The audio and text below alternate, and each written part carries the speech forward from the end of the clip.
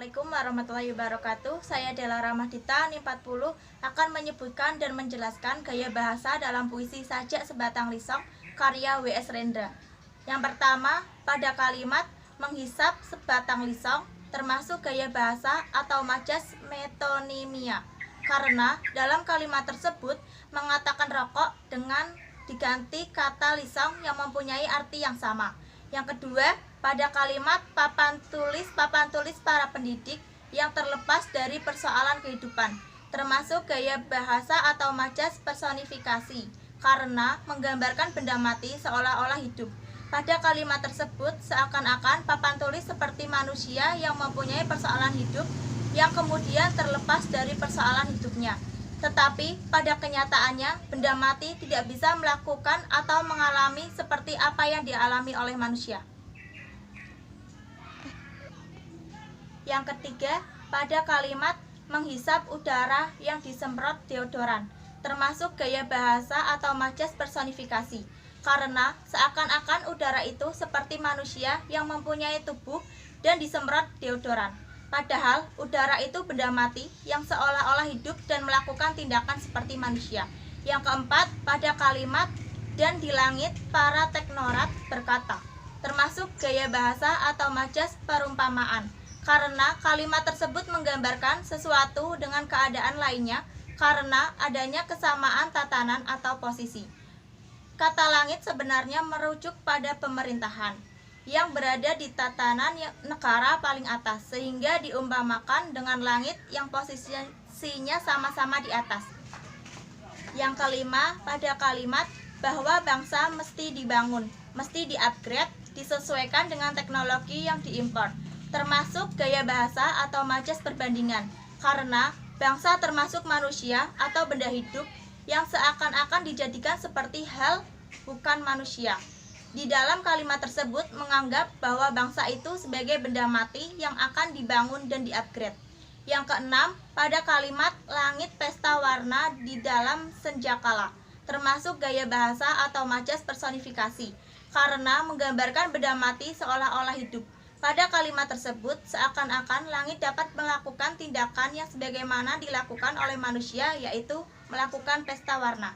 Yang ketujuh, pada kalimat protes-protes terpendam, terhimpit di bawah tilam, termasuk gaya bahasa atau majas personifikasi, karena menggambarkan benda mati seolah-olah hidup. Pada kalimat tersebut, protes termasuk ungkapan yang tidak mempunyai wujud, bukan sebuah benda yang dapat terhimpit. Yang kedelapan, pada kalimat bunga-bunga bangsa tahun depan, termasuk majas metafora, karena bangsa-bangsa mempunyai arti anak-anak yang sedang berjuang untuk bangsa atau juga dapat diartikan sebagai pahlawan tahun depan. Dalam kalimat tersebut, kata perjuangan anak pahlawan diganti dengan kata bunga bangsa yang memiliki sifat yang sama, yaitu sama-sama bagus.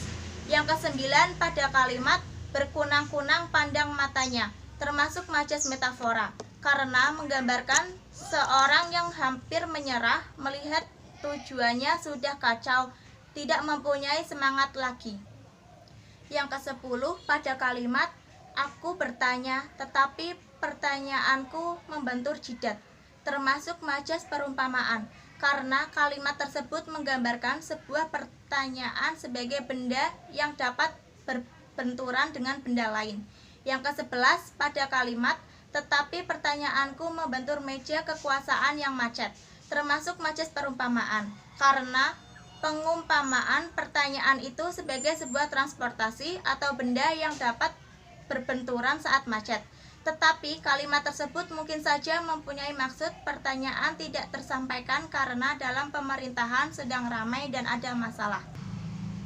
Yang ke-12, pada kalimat terhimpit di bawah tilam, termasuk majas metonimia, karena dalam kalimat tersebut mengatakan kasur diganti dengan kata tilam yang masih sama artinya.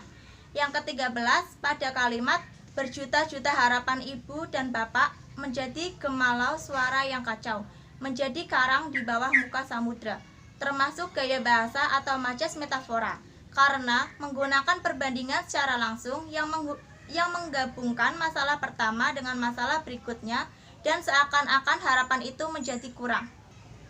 Yang ke-14, pada kalimat, aku melihat sarjana-sarjana menganggur, berkeluh di jalan raya, termasuk gaya bahasa atau majas perbandingan, paradoks, karena kalimat tersebut terdapat sesuatu masalah yang bertentangan, yaitu seorang sarjana yang seharusnya mempunyai pekerjaan, ia malah menganggur. Dan yang terakhir, yang ke-15, pada kalimat, aku melihat wanita bunting antri uang pensiunan, termasuk gaya bahasa atau majas perbandingan, paradoks, kalimat tersebut terdapat sesuatu masalah yang bertentangan, yaitu seorang wanita bunting yang seharusnya duduk santai, dia malah harus mengantri. Sekian dari saya. Wassalamualaikum warahmatullahi wabarakatuh.